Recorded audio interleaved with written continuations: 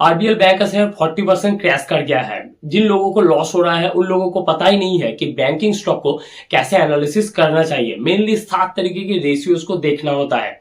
तो उन्हीं 7 तरीके के रेशियोज को देखते हुए आरबीएल बैंक का कंप्लीटली एनालिसिस करते हैं और देखते हैं आरबीएल बैंक के शेयर के साथ फ्यूचर में क्या करना चाहिए। सबसे पहले देखना होता है कासा रेशियो। कासा रेशियो का मतलब है एक बैंक के पास कितना करेंट अकाउंट है, कितना सेविंग्स अकाउंट है।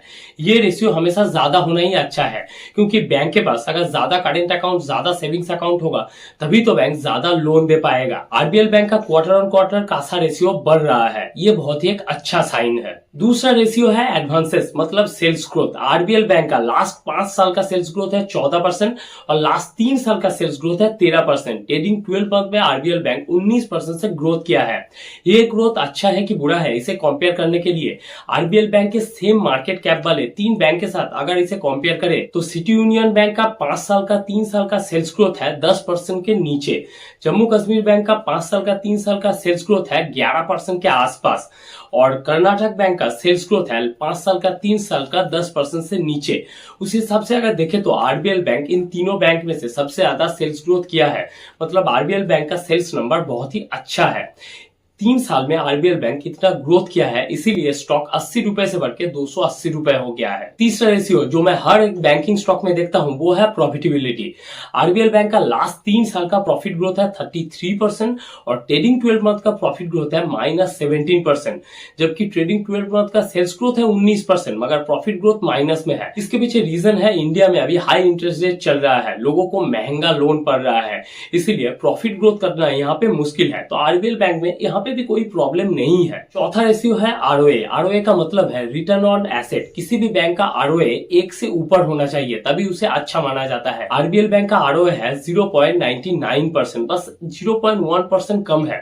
तो यहाँ पे भी आरबीएल बैंक अच्छा खासा आरओए करता है, इसे भी अच्छा ही माना जाएगा। पांचवा रेशियो है सबसे इंपॉर्टेंट एनपीए। एनपीए का मतलब है नॉन परफॉर्मिंग एसेट। मतलब बैंक जो लोन देता है, लोन देने के बाद जो पैसा बैंक रिकवरी नहीं कर पाता है उसे बोला जाता है एनपीए। एनपीए नंबर जितना कम हो उतना ही अच्छा माना जाता है। आरबीएल बैंक का ग्रॉस एनपीए, नेट एनपीए दोनों ही कम है, तो आरबीएल बैंक को यहाँ पे भी कोई प्रॉब्लम नहीं है। छठवां रेशियो है पीसीआर रेशियो। ये भी एक बहुत इंपॉर्टेंट रेशियो है। पीसीआर रेशियो का मतलब है प्रोविजन कवरेज रेशियो। देखिए, बैंक जब लोन बांटता है उसमें से कुछ पैसा बैंक को नहीं मिलता है, उसे ही बोला जाता है एनपीए। बैंक को बहुत ज्यादा एनपीए का सामना ना करना पड़े और फिर बैंक में पैसों की कमी ना हो, इसीलिए पीसीआर रेशियो का यूज किया जाता है, जहां पे प्रॉफिट से कुछ पैसा हमेशा अलग करके रखा जाता है ताकि बैंक में कभी अगर एनपीए हो तो वहां से पैसे को बैंक में डाला जा सकता है। देखिए, पीसीआर रेशियो को अगर 75% से ऊपर हो तो उसे अच्छा माना जाता है। आरबीएल बैंक का पीसीआर रेशियो है 82%, मतलब यहाँ पे भी आरबीएल बैंक बहुत अच्छा कर रहा है। आखिरी पॉइंट में एनालिसिस करेंगे लोन बुक स्ट्रक्चर को। देखिए, आरबीएल बैंक का लोन बुक स्ट्रक्चर में एक प्रॉब्लम है। आरबीएल बैंक का टोटल लोन बुक साइज है 90,000 करोड़ का, जिसमें से 17,000 crore RBL bank credit card loan करता है। अब क्रेडिट कार्ड लोन के साथ एक प्रॉब्लम और एक एडवांटेज है। प्रॉब्लम ये है कि यहाँ पे एनपीए होने का खतरा सबसे ज्यादा होता है।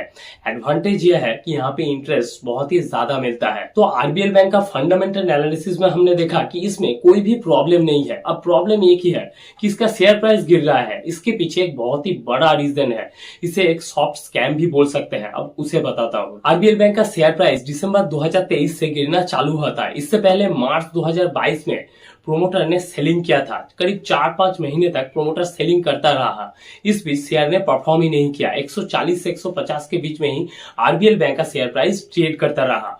तब प्रोमोटर होल्डिंग था 24%। इसके बाद से ही प्रोमोटर ने रेगुलरली बाइंग करके अपने होल्डिंग को बढ़ा दिया था 30% तक। शेयर प्राइस भी 150 रुपए से बढ़ के 300 रुपए तक चला गया था और इसके बाद प्रोमोटर ने सेलिंग चालू किया। जैसे ही प्रोमोटर ने सेलिंग चालू किया, शेयर प्राइस लगातार ही गिरता ही रहा। प्रोमोटर ने 30% से अपने होल्डिंग को गिरा के कर दिया है अभी बस 13% और शेयर प्राइस बहुत गिर गया है। इसी बीच रिटेल इन्वेस्टर ने आरबीएल बैंक को शेयर को भर भर के खरीदा था। यहाँ पे अगर देखें तो प्रोमोटर ऑपरेटर की तरह काम कर रहा है, अपने ही शेयर को खरीद के और बेच के मैनिपुलेट कर रहा है। अब मैं आपको एक चीज बताता हूँ, ध्यान से सुनिए। आरबीएल बैंक में फंडामेंटली अभी तक कोई प्रॉब्लम नहीं है। मैंने तो आपको बस 7 रेशियोज बोला और भी बहुत सारी चीज मैंने इस बैंक का एनालिसिस किया है। सब कुछ ही अच्छा है, मैनेजमेंट सेंटिमेंट भी बहुत अच्छा है। इसमें जो प्रॉब्लम है वो है प्रोमोटर सेलिंग का। प्रोमोटर इतना सेलिंग कर रहा है कि शेयर प्राइस बढ़ ही नहीं पा रहा है।